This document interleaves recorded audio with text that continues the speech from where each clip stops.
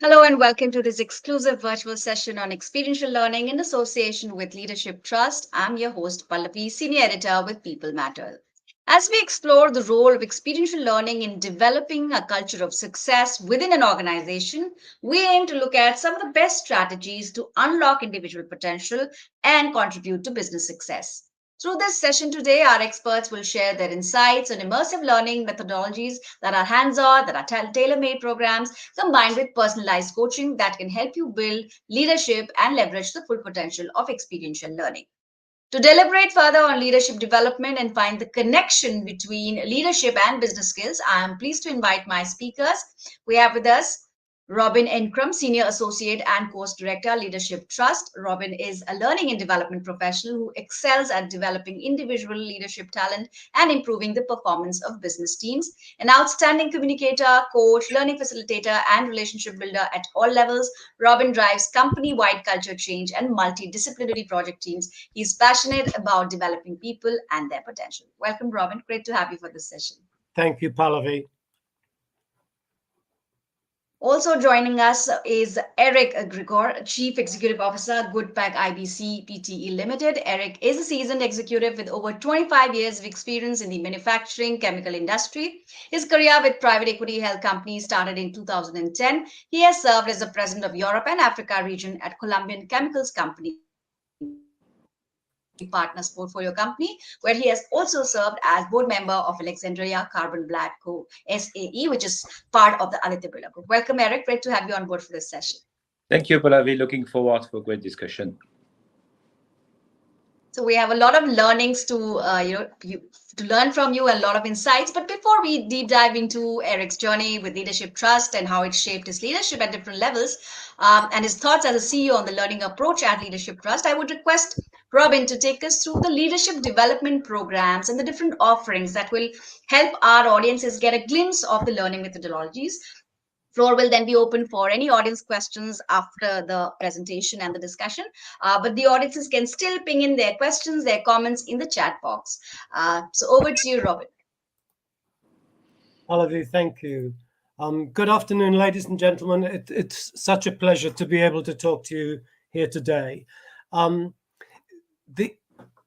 work that Eric and I have done together is based around the core learning and the core approach to experiential leadership development from the Leadership Trust, where I have worked starting some 30 years ago.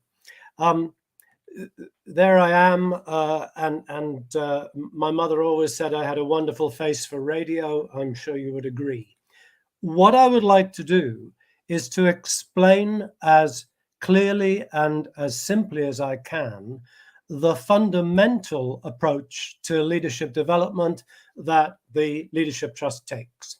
And we start with a really simple and clear definition of what it is that we're talking about. What is this thing called leadership? We define it as using our personal power to win the hearts and the minds of other people to achieve a common purpose. And it doesn't matter whether that common purpose is in business, in politics, in your community, in your church. Leadership is always the same in whatever field it takes place. Personal power, though, interesting phrase. What we mean by that, the personal strengths, your capabilities, your whole life experience as it grows and evolves, your skill, knowledge or cognitive abilities, your behaviors, and crucially, the habitual ways of being and responding to other people, which are unique in each of us individually. And crucially also, personal power involves our own vulnerabilities and weaknesses, although that may seem paradoxical. But let me stress this point before we go on. This, our personal power, our personality, our character, is the stuff of leadership. These are the tools we have to use as leaders. And so The start point and the development process of leadership development, in our view at Leadership Trust, is number one, come to understand and accept the nature of your personal power. What is this stuff you have to lead with? Several thousand years ago, Socrates said, "Know thyself." And I don't think much has changed in this regard since then. So first of all, begin with self-awareness, knowing the nature of your personal power. And then leadership development becomes the process of learning how to deploy it better. How do you use it better? And of course, year by year and decade by decade, to learn how to continuously strengthen and develop that personal power. Which brings me to the old chestnut. Can you actually teach leadership? Our candid answer to that is no, probably not. Not in the sense of forcing people to learn it against their will. However, what you can do is you can enable people to develop and enhance and improve and sharpen their leadership. You can certainly do that if you create around them the right learning conditions. It's not easy to do, and it doesn't come without a struggle. So let's look at the process. What we believe are the necessary conditions, first of all, is a safe environment. Naturally, when we are exploring the stuff of leadership, our personal power, particularly our vulnerabilities and our weaknesses, we tend to feel threatened. And so the environment must be safe so that people don't get frightened off. And that means that there must be a supportive environment, but it must not be a coddling or protective environment, because there has to be challenge. So it is the right blend of support and challenge that is important. And next, it is incredibly important to integrate the two modes of learning. Learning via thinking, which we call head learning or logic, and learning through feeling, which we call heart learning or emotion. And finally, the fifth necessary condition is that there needs to be continued application of what one has learned in order that we embed change into a habit. Very briefly, why some leadership training doesn't work or disappoints us. It fails to touch people sometimes at the right level of emotion, so it remains in the head only. Or it is too deep and people are scared off and go defensive and refuse to look at the reality of their personal power, perhaps at their vulnerabilities and their weaknesses. This is too scary. I don't want to know. Next, it can be too superficial. And we've all experienced that. You have a great idea, a light bulb moment, but the impact can be short-lived. And finally, one of the other failure points is the inability to integrate the thinking and the feeling dimensions of leadership. So a graphic that sums this up, if you like, it looks a little bit like a sort of a dartboard, if you like. Here's the point. The red zone on the outside is the panic zone. This is where we go when the challenge is far too difficult and we become overwhelmed by a sense that we can't cope with it. We don't learn in the red zone. Equally, in the central zone, the green zone in the middle, that's safe, normal life, no particular challenge. That's the easy, comfortable zone. And we don't learn there either. The learning zone is that yellow area which provides the right balance and blend of support and challenge in order for us to learn these important lessons about ourselves. And what we're talking about here is a 4-step leadership development process. Beginning, as I've already said, with clear, full, accurate awareness of ourselves, of our strengths and our weaknesses, of how our personal power plays and the effect that it has on other people. The second step is building on that awareness of ourselves and developing a sensitivity and an empathy with other people, being aware of how they are feeling and their thoughts. That gives us the start point for leadership development. But of course, unless we have the drivetrain to connect the engine with the driving wheels, then nothing happens.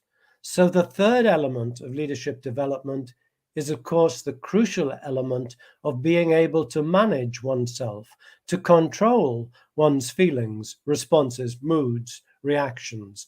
This is what makes us the rider and not the horse. And fourthly, the last part of the jigsaw, the ability to skillfully manage one's relations with other people. It sounds extremely simple when you lay it out in this way, but of course it's not. The complexity is in the variety and the dynamism of the relations, as we'll see in a moment. You'll notice as well, ladies and gentlemen, that those 4 steps of leadership development are also the 4 key elements of emotional intelligence, as laid out by, for instance, people like Dan Goleman. I mentioned earlier that it's important that we link together the cognitive, or the head root and the heart root, the head and the heart. Now, really important to notice that leadership is by definition both relational and contextual. What do I mean by that? Leadership is fundamentally about the relationship between the leader and the follower and the leader. That always takes place in a context, whether it's a business context, a social context, etc., etc. And that context, of course, is changing the whole time. It is dynamic, it is volatile, it is uncertain. Increasingly, in the modern world, increasingly volatile. So leadership development involves always the enhancement of our self-awareness and self-control, the 2 first steps, in relation to other people and in the context of the achievement of real work. Therefore, you cannot access that just theoretically or by conceptual learning approaches. You can't learn it from a book, no matter how long you study it, because there are no other people in the book and there is no context in the book. So, what are we saying? We're saying that leadership development is best served when it combines the powerful emotional experience of leading in reality and being led, combining that experience with a clear and compelling explanation that makes sense of the experience for each individual. And therefore, to be effective, the development journey must combine and integrate the 2 modes of experience: the cognitive, the head, and the emotional, the heart. We use at the Leadership Trust as our basic learning approach the David Kolb learning cycle, using a blend and a cyclical process of experience, of reflection upon that experience with other people, abstract conceptualization, thinking about the theories that underpin those experiences, and then actively experimenting with them. And we apply this fundamental thinking in 3 ways: to develop leadership capability of our clients at the personal and individual level, at the team level, and at the full organizational level, as we'll hear a little later from Eric. These 3 modes are, and here is the key point that I really want to make, these 3 modes are most effective when they're integrated and used in combination. as a mixture. And we'll hear a little about how Eric does that in his own company as we go through the presentation. So whether we're dealing with personal and individual, whether we're dealing with discrete teams, or whether we're dealing on an organizational basis, at Leadership Trust, this is the core philosophy that we build into our program design. You can't teach someone to be a leader, but you can enable people to learn from it within themselves. Learning can only truly be said to have taken place when changes occur, changes in what we do, how we think, how we behave, how we relate to others, or how we see the world. Until that evidential external change takes place, there is no true learning that we can say has occurred. And in this final slide, the reason that I think experiential learning works is that it combines these conditions in the learners. These conditions that I've talked about, which enable us to feel safe, to have fun, to be close with others, to go through necessary struggle, to have light bulb moments, to focus in catching the actual on what we really are, who we really are, not some kind of blinkered version of what we are. An environment which gives us freedom to take risks and concentrates on our personal power, our real characteristics, not the status power that we demonstrate on our business card. I'm going to pause there, ladies and gentlemen, and take this off the screen, and we'll come to questions in a moment. Pallavi, back to you. Thank you so much, Robin. Wonderful to hear all the learnings and taking us through all the process and also making us understand from a leadership trust perspective. But we would also like to hear from Eric how the leadership trust approach impacts at different levels that you spoke of, individual, team, and organizational, and how has it helped him in driving higher business performance and development. But before we do that, let's take if you could, we could ask the team to take a quick question from the audiences. I would request all the viewers to go to www.menti.com with the given code. We'll copy and paste it here on the chat as well. So we would like to hear from you. When was the last time you had participated at your organization level or maybe conducted a leadership development program in your organization? So you have 4 options to choose from. Do choose the relevant option. The first option says 5 years ago, or whether it was 3 years ago, or maybe a recent time of 18 months, or maybe 6 months. So as we can see on the screen, some people have voted for 6 months ago, so maybe like a recent development there, but we'll wait for a couple of more minutes to see if the result changes anyhow. And as we'll deep dive into nitty of leadership development programs, which Robin took us through. Now we can see the results changing. So 2 people have voted for 5 years ago, which means quite a significant gap. And some of them believe 3 years ago was the last time they had attended or participated in any such program. But majorly, as we could see, most people mentioned as 6 months. So let me just now go to Eric and take a quick reaction. What do you infer from these responses, Eric? Well, I think the good news is that people see that leadership development is something critical in the success of the organizations. So that's the good news. And I would say, for me, leadership development is something that is getting more necessary in the volatile environment.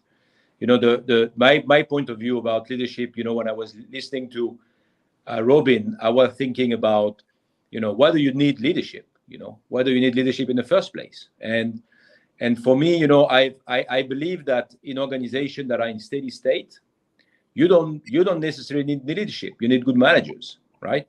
And if you think about a bakery in a village in the south of France, you don't need leadership. You need skill, right? And you need steady state. You need your same croissant every day, right? But leadership is necessary when you have to change, you have to adapt. When you're facing the unknown, to find opportunities in a business, when you have changing environment, competitive environment, technology and whatnot, you, in addition to be a good manager, so I'm not saying instead of, in addition to being a good manager, you need to develop, good leadership skill so that you can find the direction and lead people toward a change and toward a new opportunity.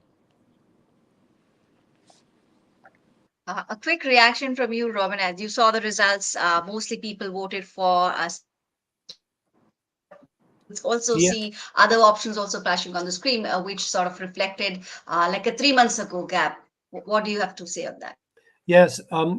Well, like Eric, I think the good news is that people clearly are aware of the need for leadership development. And the theme for me that runs through this whole thing is that we tend to think about leadership development taking place on a specific course. So, we do a specific course for a short period of time. If we're really lucky, we get to spend 3 or 4 days of intense programming. Or we do a program over 3 months, let's say, which involves a lot of reading. But from the perspective that I'm coming at this, if you take the whole range of a person's career, then the leadership development process takes place over decades. It's a very slow burning process.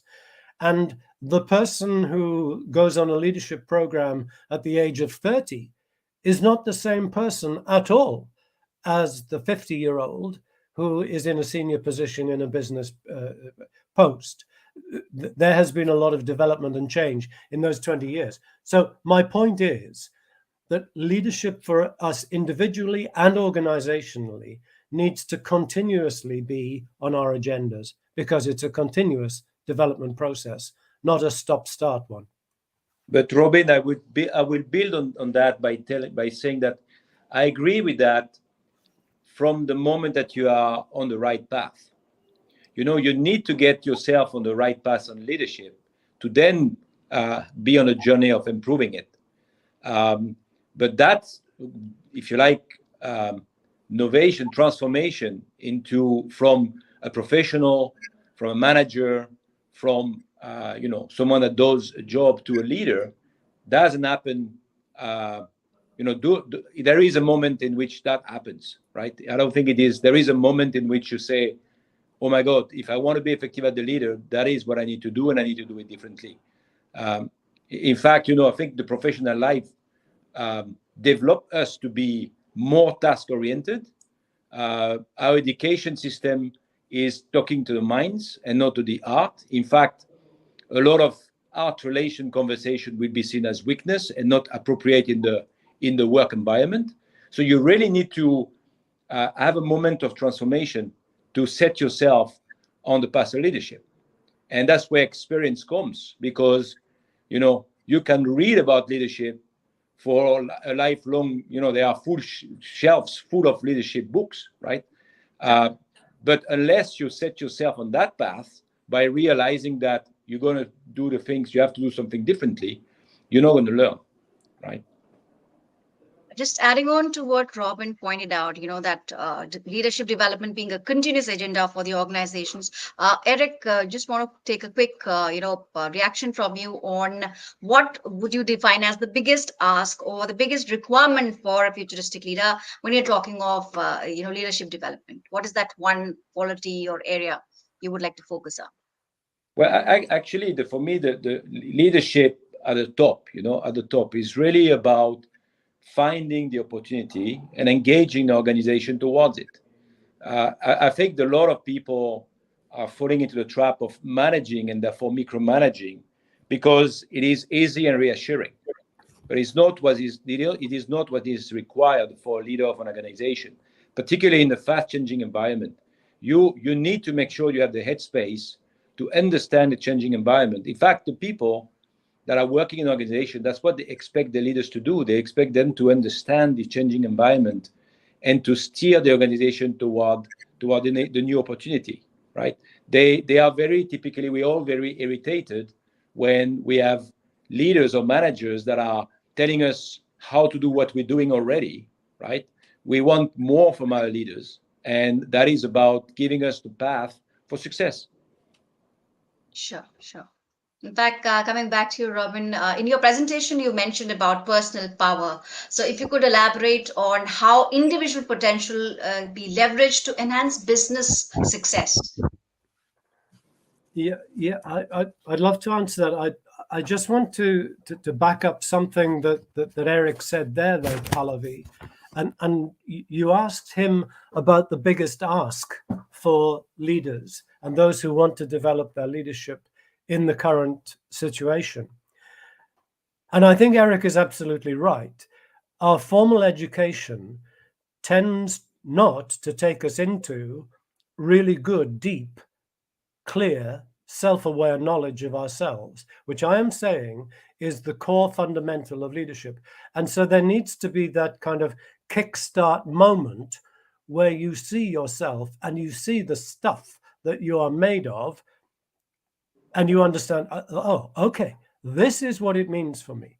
Now, my problem, or I think the problem that our current generations face, is that the conditions of life and the conditions of business, the speed, the rapidity of technological change, of communicational change around us, actually makes it harder for those of the current generation than it was even for mine and Eric's generation. And God knows it was hard enough then.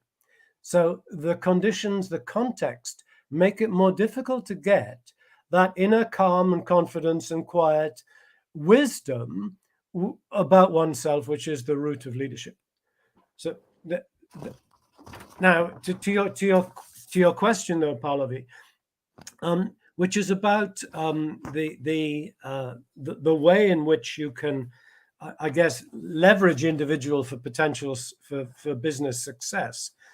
And I think I go back again that when I first had this experience of a leadership development program, like Eric is talking about, it came as a big shock to me when I discovered that what you're really starting to do is to open the person's eyes to what their true potential is. When I first did my leadership development program 30 years ago, I was going down the wrong track. I thought my potential lay in one particular area, but I was quite wrong. And it wasn't until I had the blinkers taken off me that I was able to see that I was heading down completely the wrong track. I had wrong information about myself. And it was when that was corrected that I started to get onto a better track and to be able to deploy my own personal abilities for the purpose of business success. So again, I'm saying, and I'm sounding like a broken record here, it begins with this clear-sighted knowledge of who we really are, warts and all. And that's the kickstart process that I think Eric is referring to. Sure, sure. In fact, Eric, if I could take a question from you as well, we've tried to grasp something, little thoughts, initial thoughts on experiential learning, but also if you want to understand from you, how does experiential learning help in creating a purpose and a culture of growth at different levels within an organization? What is your? It's first of all, I mean, it's because a purpose is something that is a blending of the intellectual side of what we're doing with an emotional side. I mean, that's what purpose is about. And the intellectual side is when we run a business, is when you need to make a profit, we need to hit a certain return on investment, there is an EBITDA target and all of that. That's really the intellectual part of the process, but it's quite dry. I mean, you really don't embark an organization on that kind of objective. It's really when you start to ask people, and it is a process. I think it's a process that is bottom up. When you ask the people, what is it that you're doing and how it excites you, or why do you wake up in the morning every morning and you go through maybe an hour of traffic jam? What is it? And you realize that the purpose is within the organization, not articulated. And to use by using the the techniques of experiential learning, you get it out, and so you can create a blend between what you're trying to do as a business with what you're trying to do as a purpose. What is your purpose as an organization, um, as a company. And it's not an easy process. It is really a process of embarking the whole organization in brainstorming about it. But once you're clear about the purpose, and it's really something that is owned by the organization, not a purpose that comes from some consulting company or even from the head of the CEO. When the purpose is really something that is coming from the organization, it creates extraordinary power, because it creates a traction for everybody pushing in the same direction and connecting each other through the purpose. You become much more interdependent when you realize that you're working against the same purpose, or towards the same purpose, rather. I'd like to mention one thing that that was for me, if you like, one of my learning in career, is that when I was working in large organizations, you mentioned I worked for years in DuPont. They also worked for GE and the company like that. The teams were very dysfunctional. When they had a poor leader, I remember me sitting in those teams, and I had a feeling that we were all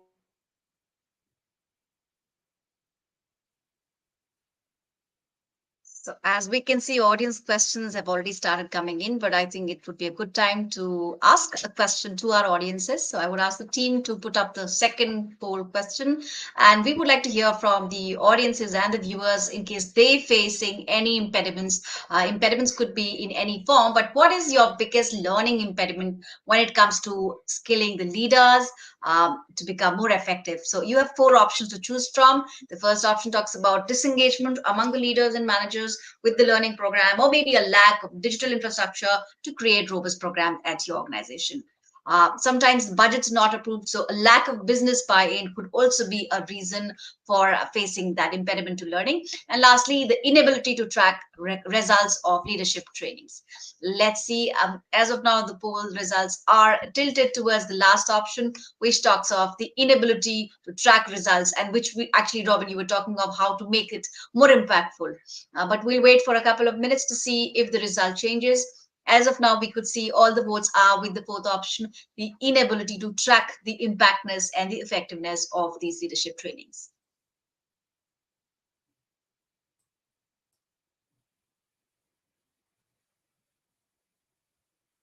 So I believe significantly it's that people have chosen to pick.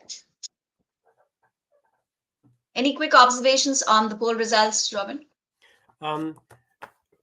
I find it extremely interesting, and this is something that Eric and I have talked about for many years, actually.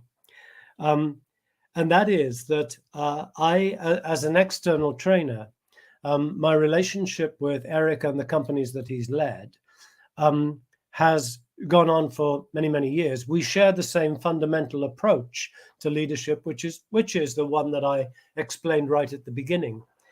And I agree with the people in the yellow column there. It is very often difficult to numerically or metrically assess your success in terms of becoming more skilled as a leader.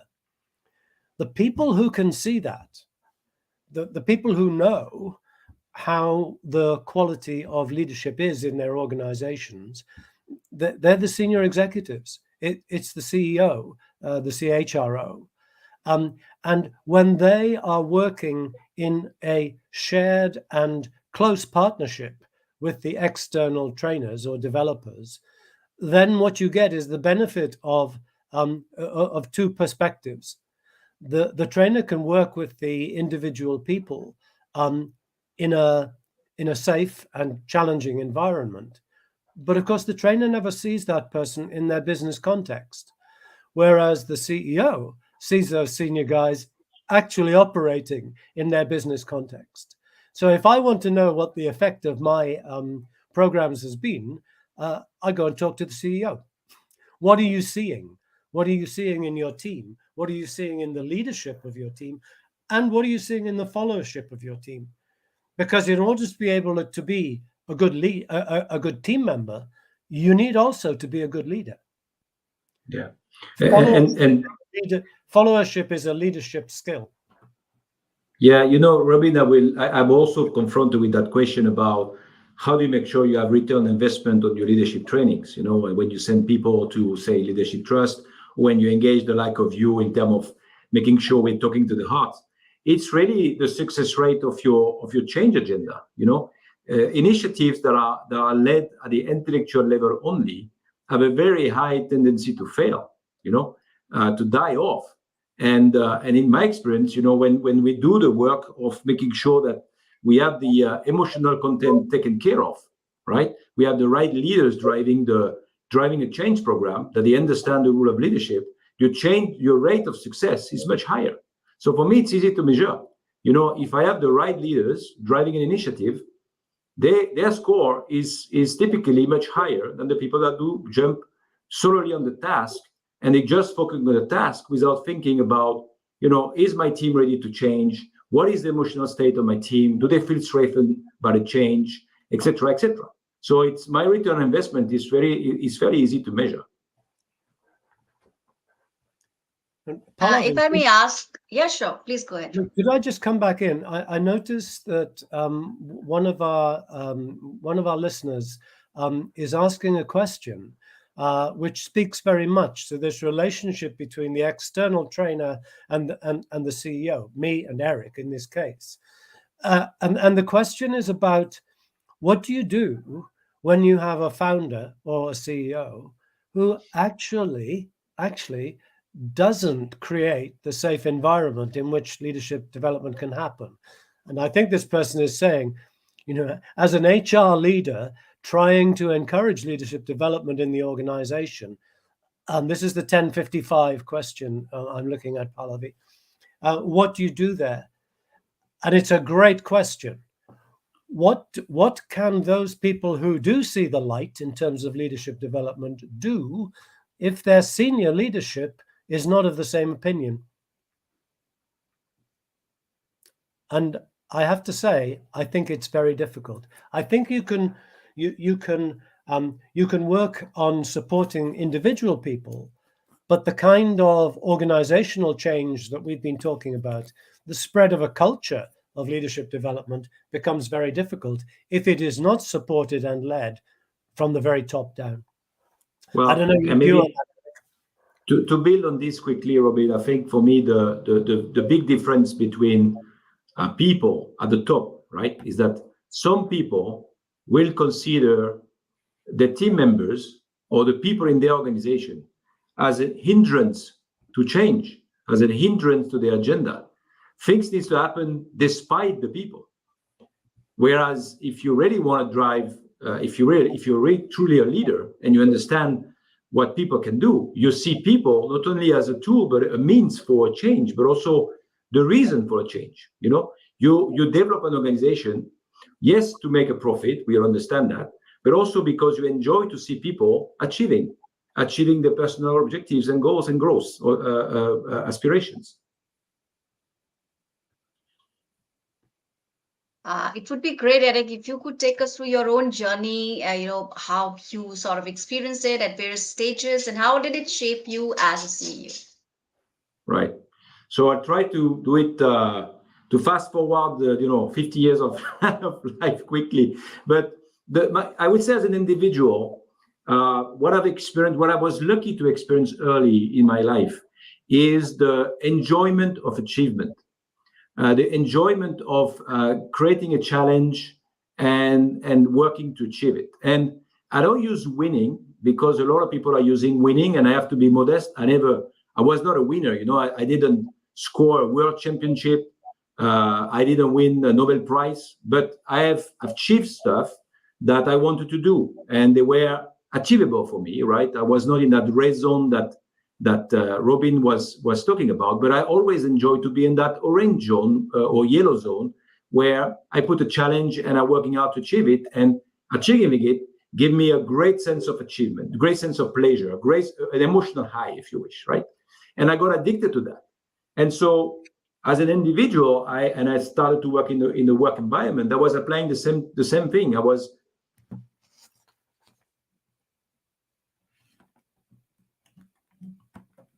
So while we have Eric back, it would be good to have some thoughts from the audiences as to what do they think about experiential learning, how important do they find it. I would request the team to launch the next poll, and quickly we'll have a look at the results. So you need to choose from one of the options. The question is on your screen. How important do you think experiential learning is in developing leadership skills?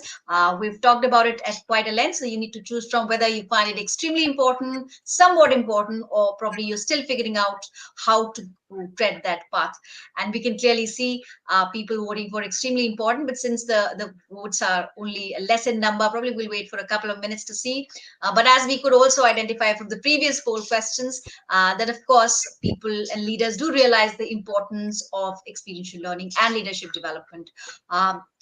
Though you've given your remarks on this, Robin, earlier as well, but I want to make a quick question here. In terms of the fundamentals of leadership, how do you find it changing in the last few decades or years? Your view on that? Yes, in answering that, Pallavi, I'd like to refer to a question that came up at 11:01 on my chat. And this is one of our listeners who is saying, in the current volatile and ambiguous world, I'd like to suggest, would I be correct to suggest, that a mix of courage, intent, vulnerability, and clarity may be the leadership prerequisites, and the job is to hone them as one moves? I could not agree more. And in a sense, I suppose that this is why I say, if you look at what that person is saying, and then you say, okay, so how would you possibly develop those skills by reading a book? You can't. You can only do it by some other process, which will be cognitive and emotional. Now, to your question, though, Pallavi, I finally come to you to answer your question. Yeah, I've been. I joined the Leadership Trust in 1990, so I'm sort of somewhere in my third decade, fourth decade. I don't think, I really do not think that the fundamentals of leadership, the fundamental essentials of leadership have changed. In fact, I don't think they've probably changed for millennia. I suspect that the ancient wisdom of the Greeks and the Chinese and so on and so forth, and their writings about leadership are still relevant and valid today.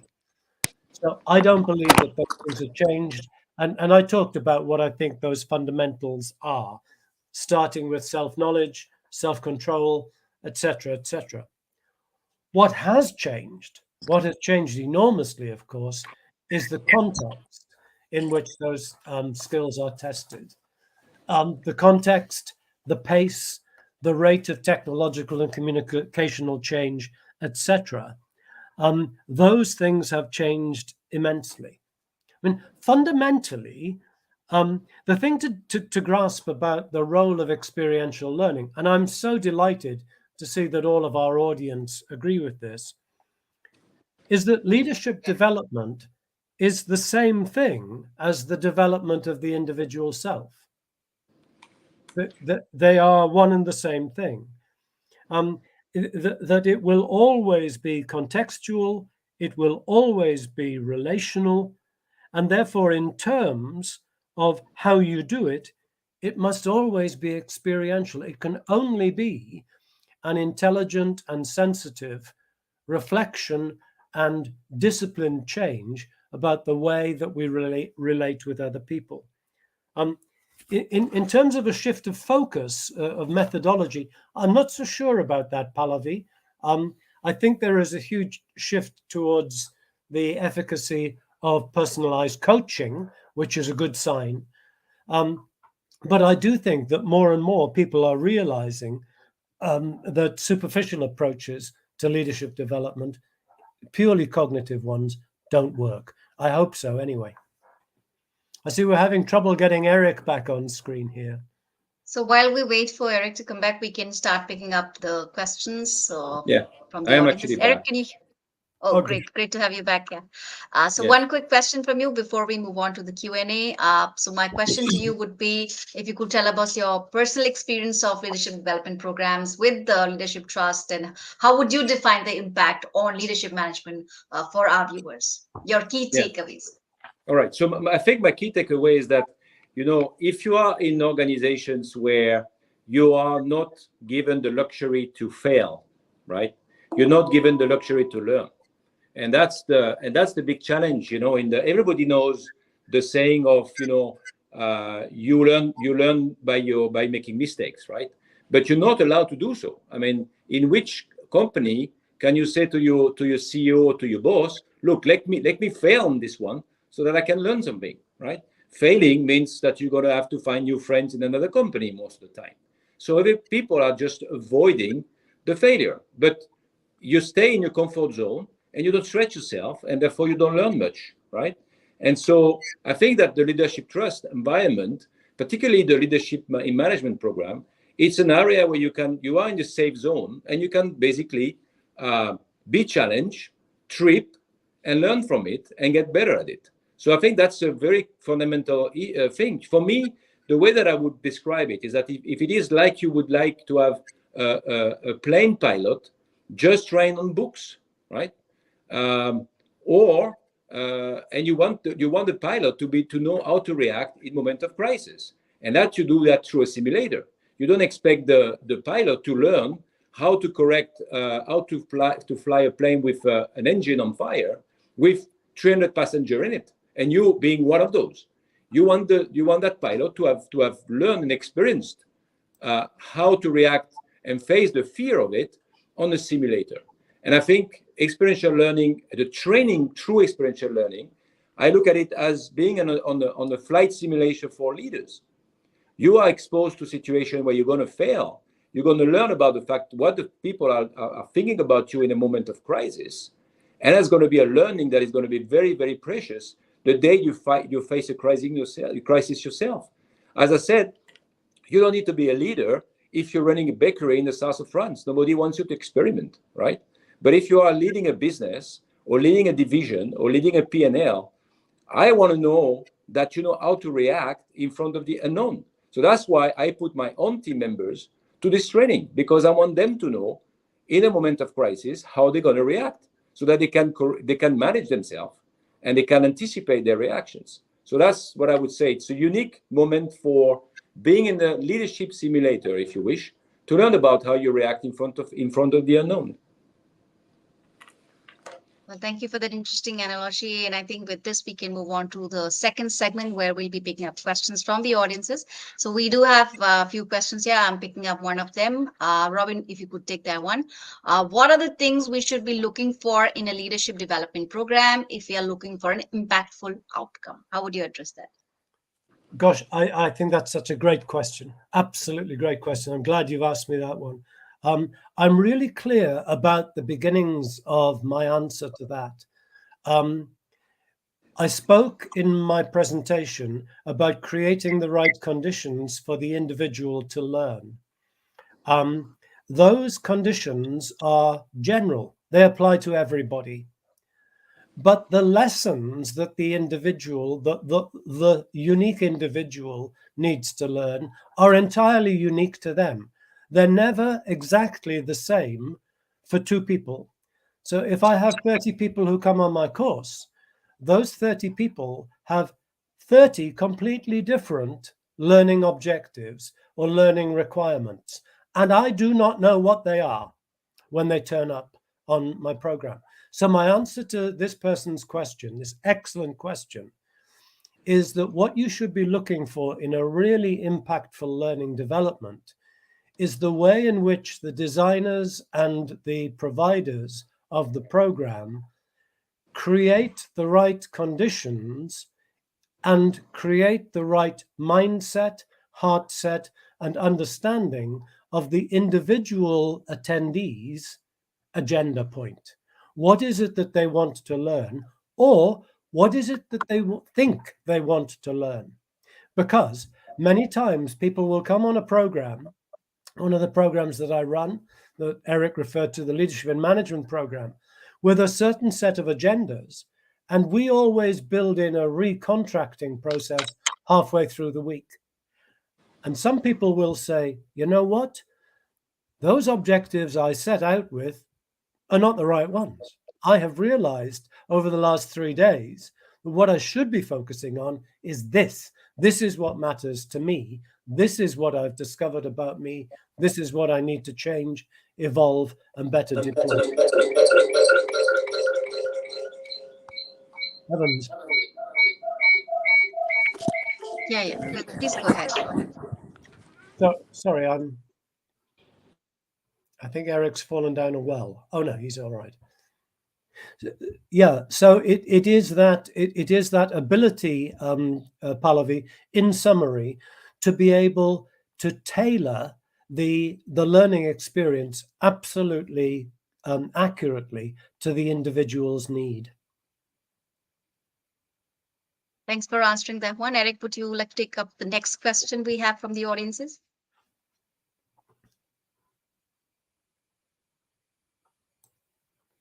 Kindly unmute. You're So I'll on read mute. out the question for you. I'll read out the question for you, Eric. If you could hear Please. us, just give us a thumbs up. Sure. So the question reads, in this current ambiguous and volatile situation, would it be correct to suggest that a mix of courage, intent, vulnerability, clarity may be the leadership prerequisites, and hone them as one moves, admitting to mistakes and addressing them that would help one shine? Yes, I An mean, for interesting sure. question.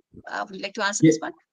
No, absolutely. So it's a very apt question and very rich, and I guess it's sort of that, right? And I think it's vulnerability, as Robin would say, it's important because it helps connecting to people. I don't think people are looking for a superhero. They want someone that comes with as a human being. They want to understand that it's someone they can relate to, they can look up to, but he's not a superhero. Leadership is not being a superhero. So I think it's very important to be able to grasp, the need for change, to grasp the moment, have the courage to embark an organization towards something, have the display your self-confidence that yes, you believe it's achievable, right? And then display the trust in your team that they can achieve it. All of that starts with, I think, what they call it the leadership trust, the grip self. It's really the ability to understand that who you are and that you can do it, so that you display that confidence that will then in turn give confidence to the team that what you're trying to do is achievable. Sure. In fact, the next question is sort of related, but Robin, if you could take that one up. Question reads, can leaders be vulnerable in front of their team? As Eric was mentioning, leadership does not mean being a superhero. What are your thoughts? If there's a way to conquer the behavioral issues, you spoke about controlling emotions. If you could address that one. My answer is very simple. Can leaders be vulnerable in front of their team? Yes, certainly they can. And if they can, and if they are, there are huge benefits in terms of the empathy, in terms of the freedom and empowerment that then gives to other people. Is it difficult? You bet your life it's difficult, because all of the way through our formal education, we are taught that we do not wear our heart upon our sleeves. We provide this strong and an outward show of strength and resilience. So it is difficult, but it is also possible. Should we therefore lie down and throw our toys out of the pram and say, oh, I can't cope with this? No, of course not.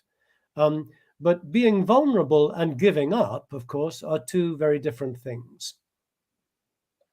Yes, absolutely. Would you like to add up something, Eric, or I'll pick up the next one? Yeah, I just would add that, you need to connect. You need to connect to the people that are going to be doing the job, right? I mean, to your team. And you don't connect if you are building a facade of fake self-confidence that is not true, because people will realize that it is fake, right? And genuinity is very important in leadership. People need to understand that you have a heart, you have your doubt, you have your fears, you have your anxiety, right? That you know which role you play in the organization. But that's the only way to connect. If you come across as I'm this fake personality, which is a kind of the person that I think I should be, but I'm not, you're not going to connect to the people, and that's going to make you a very poor leader. Right. In fact, as Robin also mentioned, it starts with self-awareness. So the next question is sort of related. I would pose the question to Eric. How can we assess our personal strengths and capabilities to choose the right leadership development program? Well, I guess, first of all, it is about what is it that you want to learn. If you want to learn communication skills, then you can go online and that would work for you. If you want to learn the truth about how people are reading you, how people, and the truth about how you're going to react in time of crisis, in time of very big doubt, right? And how to put yourself together. I think an experiential learning is essential. Because again, I was talking about this flight simulator. You're going to have to go in a flight simulator, in a leadership simulator, if you wish, to understand what is under your hood. You don't know what's under your hood until you experienced it. Sure. So we have a few minutes left. So we'll take up a couple more questions. The next question, Robin, I would like you to answer. Can organizations actually create leaders from anyone? How can they create leadership capabilities at 3 different levels, personal, team, and organization? If you could just summarize, what you already mentioned during the presentation. Yes, it's a really big question. Can we create world-stunning leaders out of anybody? No. We all have very different capabilities and different levels of potential. But I do believe that with creating the right conditions, as we've talked about, we can improve, all of us can improve our leadership capability. The question then goes on to ask about creating leadership capability at all 3 levels. And that I think is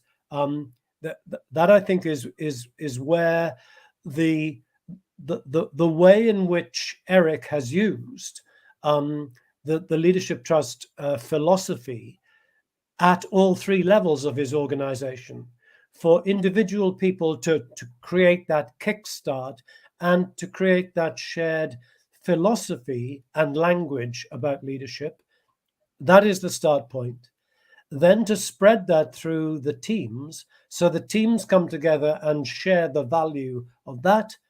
And then finally at the organizational level, where we have had particular situations that we have been trying to develop by using the core philosophy, but linking it in with the current organizational challenges that he faces.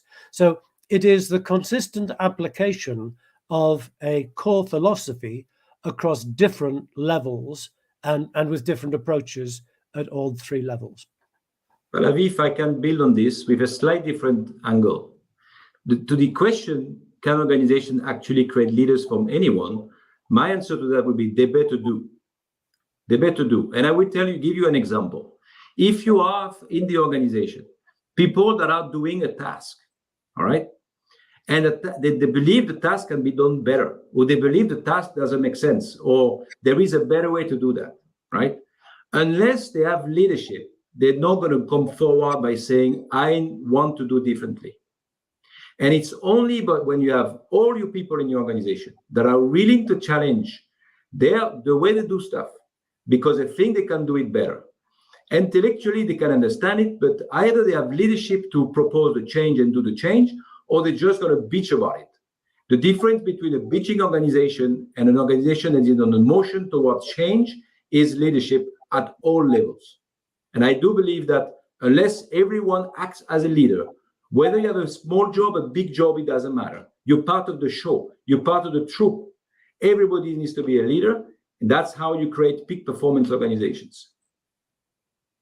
Well, on that note, we'll have to close this session. Thank you so much, Eric and Robin, for sharing your thoughts, your experiences, and insights on this important topic of experiential learning and the role it plays in leadership development. Thank you so much.